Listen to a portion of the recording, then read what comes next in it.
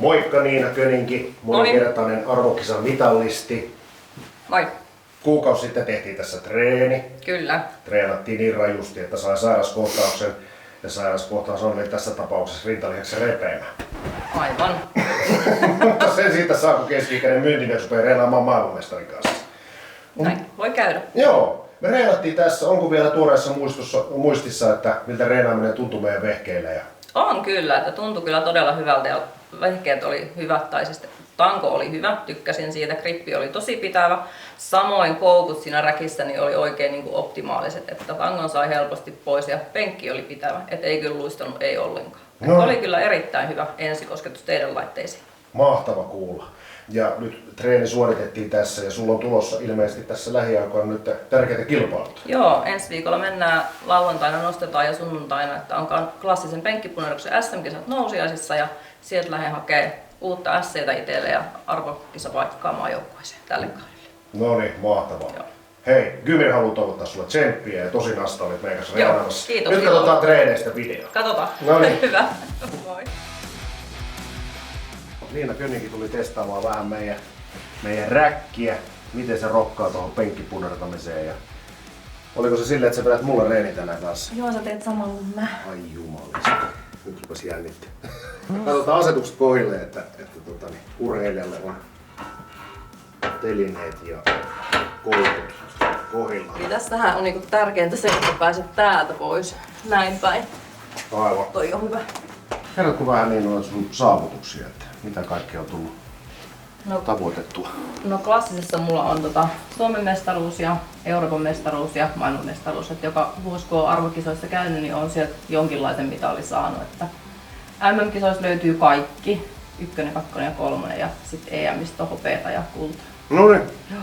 Ja sitten sotilaspenkissä, eli maksimivoimapunneruksessa, niin siinä on sitten Suomen mestaruuksia 6 perättäisiä. Aika jees. Joo.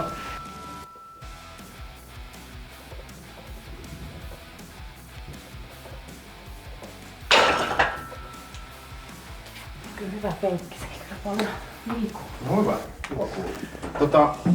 Mikä saa sut silloin innostumaan penkkipurretamisesta ja mikä on tarina taustalla? No mä harrastin... Oot noin hyvä nyt. Mä harrastin crossfittiä ennen sitä, tietysti ringittä ja uintia ja kaikenlaista salia ja sit mulla tosiaan murtui se jalka siinä crossfitissä ja mä rupesin tekemään penkkiä ja mulla oli sit jalka silloin kipsissä ja sit mun kaveri Mirka, kiitos hänelle, niin rupesi katsoa tuloksia ja sanoi, että hei, meidän pitää lähteä kisaan johonkin ja se etti sitten kilpailuja ja seuran mulle, koska mä tarvitsin seuran, jotta mä voin päästä kilpailemaan. Niin. Niin siitä se sitten lähti silloin vuonna 2020. Eli 5 vuotta tästä on nyt kilpailu. Mikä seura se olikaan? Asikkalan Power. Noniin, Asikkalan Power. Asikkalan Power, kyllä. Torille Asikkala. Joo. Seura on kyllä ollut iso osa sitä, että on pystynyt kilpailemaan ja ne on mahdollistanut myös treenaamiseen ja aina kun on tarvinnut apua, niin he on aina ollut valmiit siellä Asikkalassa auttaa. Iso kiitos herroille siitä. Joo. Mitä sanoisit, mikä on ollut sun ikimuistoisin hetki kilpailijaurallasi tällä hetkellä? Mitä sä pidät parhaimpana, mukavimpana, mahtavampana muistona? No varmaan sitä, kun sai sen ensimmäisen maajoukkuepaikan, niin onhan se nyt tietysti hieno asia. Ja sitten toki ensimmäiset arvokisat. Ja toki se, että sai kuulla maamme laulun siellä, niin onhan ne niinku semmosia ikimuistoisia hetkiä. No niin, joo. Ihan varmasti. Ihan varmasti. Entäs hengestyy? Joo. Ei ollut puhetta tästä. Kestävyyslaji. 70. Tuossa mainitsit siitä seurasta, miten ne on ollut isona apuna, niin miten sä muuten näet sun tukiverkostoa ja sponsorit? Että... No kyllähän ne on myös iso osa sitä, että sitten kun ei tästä lajista palkkaa saa, että kaikki, jos sulle ei ole mitään sponsoreita, niin sä maksat kaiken itse.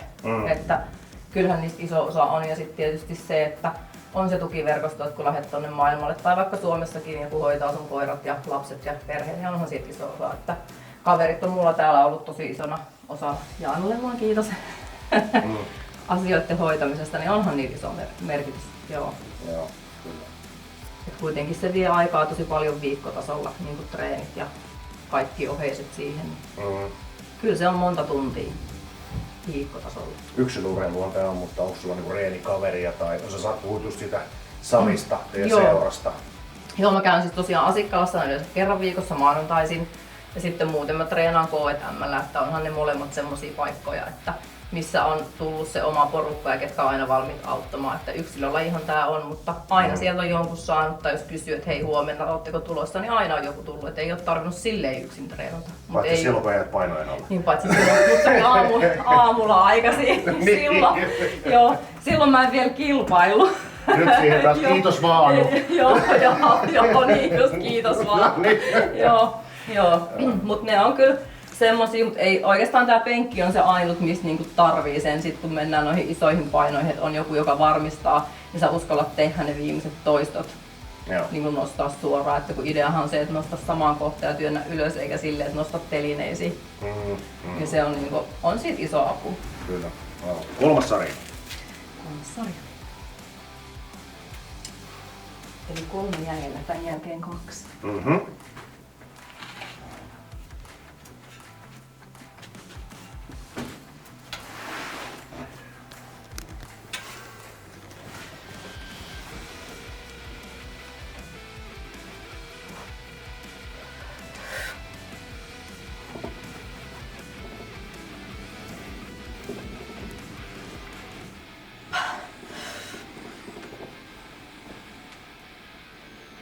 Hyvä.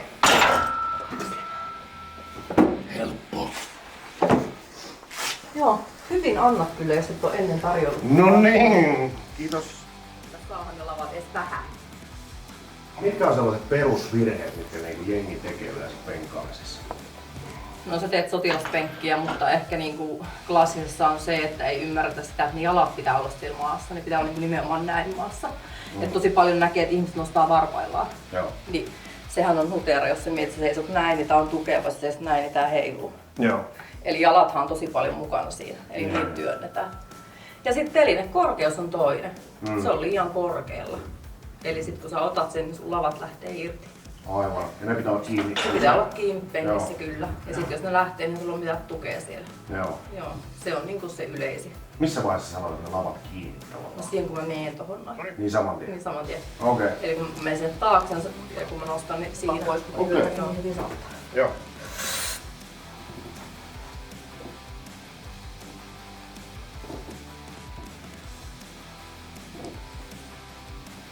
Hyvä. Toista. Kova. No hyvä, että ei heilu yhtään. Kyllä. No sun puolella se näköjään vähän heiluu. No joo, mutta kun Ei mun. se on se, että tiedät sä, että kun sä yksin pistät paiskot sitä, niin se niinku menee ihan kokonaan, niin tää ei kyllä niinku, Joo. ei oo semmonen olo, että se tulee päälle. Totta. Joo. Laina tuolla tasolla, missä sä nyt oot, niin on aika raju kumminkin penkkaaminen. Miten sä pidät huolta niin kuin terveydestä ja ettei tuu vammoja? Miten sä ehkäiset? No se tasapaino kaikessa. Se ravinto ja lepo ja treeni. Ja sit toki jos tuntuu, niin pitää itse ymmärtää sit niitä kevennettyjä viikkoja tehdä. Et ei voi aina vetää täysillä. Mutta se tasapaino, uni on tosi tärkeää, se lepo. Se Joo. on niinku, se on mulle itselle ainakin semmoinen, että jos mä en saa 8 tuntia unta, niin sit ei kyllä tää muija palaudu enää. Että sitten niinku, alkaa olla jo vähän ylirasitusta sitten. Joo. Lepo, ravinto ja sopivassa määrin treeniä. Just se. Et onhan nämä isoja painoja, millä nytkin tehdään, että jos miettii, että tässä on 8-7,5, niin reilusti yli oman. Niin on ne isoja painoja, mutta se vaatii sen palautumisen sitten. Just näin. 8 tuntia unta.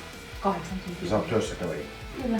Se on sit semmoinen tajus nukkuu. Mä herään ajois nukkuu. Joo. Toki viikonloppuna sit voi vähän, että sitä, mutta 8 tuntia aina se ei totta kai se ei onnistu, mutta pääsääntöisesti joo. Kyllä niin kuin 10 viimeistään tarvii olla nukkumassa. Joo, kyllä. Jos herää 6 tai aikaisemmin. Herran, rupeskohan munkin penkki kuulua, Joo. Mut se on ihan kaikessa. Joo. Niin. No niin, nyt hereillä. Viimeinen. Noniin.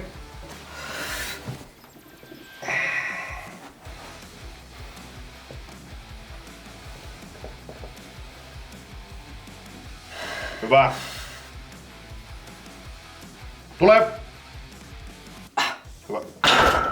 Loistavaa. Hyvä. Hyvä. Kiitos.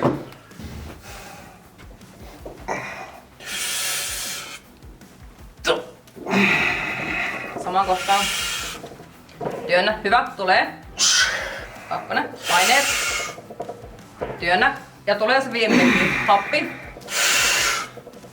Ja työnnä samaa ylös. Mä otan pois. Työnnä. Tulee. Hyvä. Kova. Hyvä. Kiitos neuvosta. Noin. Sujuu paljon paremmin. Se on päästä kiinni. Näköjään. Joo, kyllä. Oliko se vähän niinku reenin tavoite täynnä? Oli. Kaikki tuli omin voimin ylös, niin se on kyllä aina hyvä. Joo. Ja oli kyllä hyvä penkki. No niin. Ja tanko ja räkki. Kiva kuulla. Joo, ei luista, ei yhtään. Mikä on sun PR-penkissä ihan ykkösenä? 102,5. Ja 100 mä otin nyt. No niin, SM-kisojen jälkeen niin otin 100 sitten niinku tähän painoluokkaan. Paljon sulla oli oma paino silloin, kun sä nostit? Tai sieltä ei koskaan saa kysyä, mutta nyt näköjään kysyä. Silloin kun mä otin satkun, niin mulla oli 58. Ei Se on kova. On kyllä hyvä, tää ei luista yhtään. Minkä verran tulee käytettyä niin koneita ja laitteita harjoittelussa? No, sanotaanko, että aika vähän niin kuin laitteita, niin kuin just penkkiä oheisia, tosi vähän. Et kyllä pääsääntöisesti niin kuin vapailla painoilla tai sit just tangolla. Et jotain taljaliikkeitä saattaa olla, mutta kun kaikille niille taljalaitteille löytyy korvaavat variaatiot ihan näin. Joo. Kyllä.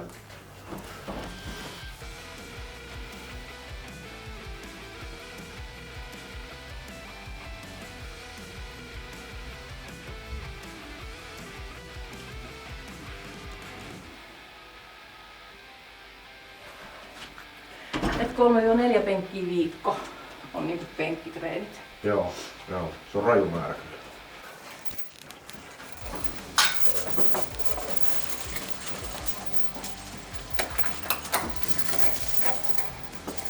Onko dippi niin kuin penkkipunnerukselle paras mahdollinen lajivoimaliike?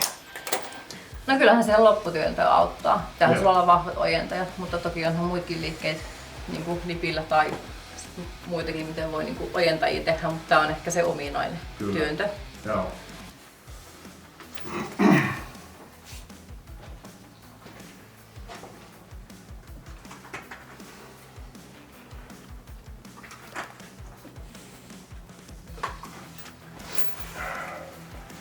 Onko sulla vielä jotain sellaisia haaveita niin kuin arvokisojen suhteen, menestymisen suhteen, kilojen suhteen, mitkä sä haluat vielä saavuttaa? No sanotaanko, että aina kun pystyy tekemään omia enkkoja ja sitä kehitystä tapahtuu, niin ne on ehkä semmosia, että haluaisi niin kuin vielä saada enemmän ja enemmän. Totta kai se raja tulee jossain vaiheessa vastaan, mutta kyllä mä uskon, että tässä vielä on ihan mahdollisuuksia niin sanotusti, että Joo. arvokisoissahan lähdetään ensisijaisesti hakemaan sitä sijoitusta, ei sitä tulosta. Et sit niinku täällä Suomessa voisit kokeilla niitä enkkoja, niin sanotusti. Mutta joo. Voisiko se olla sitten joku 110 kilon penkissä tai joku sellainen? No ei varmaan tähän. Sanotaanko, että jos maailmalla saat sen 100 niin nostettua, niin se on kova. Joo. Että niin kuin virallisissa kisoissa kisatuloksena, niin se on kova. Se on 5 seiskoihin, niin se on kyllä kova tulos. Joo. Järjetön. Se on niinku, että kyllä sitä aina haluaisi, että sais niitä niinku maailmanlistalla pääsisi ylöspäin pisteissä.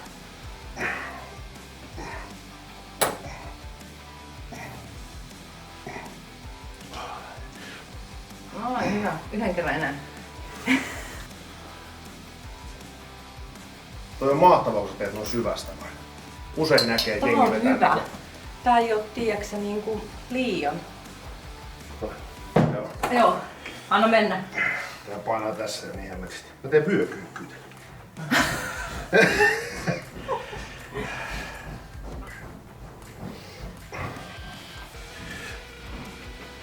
Tulee. Noniin. Ei kai sattunut, sattu. Eikä.